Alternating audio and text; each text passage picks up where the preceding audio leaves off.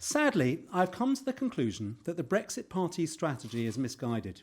It jeopardises the chance to become an independent country at the very moment victory is in sight. If Boris Johnson's deal is good enough to stand down 317 candidates and not fight the Tories in their existing seats, why on earth are we competing with them elsewhere?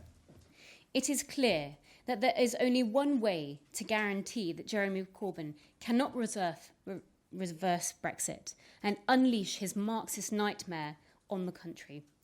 And that is why, by voting for the Conservative Party, you enable Conservative majority to keep him out.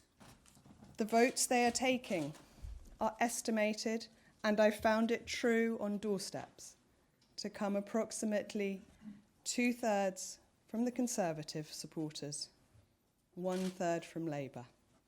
It is clear that those are damaging to getting Leavers into Parliament.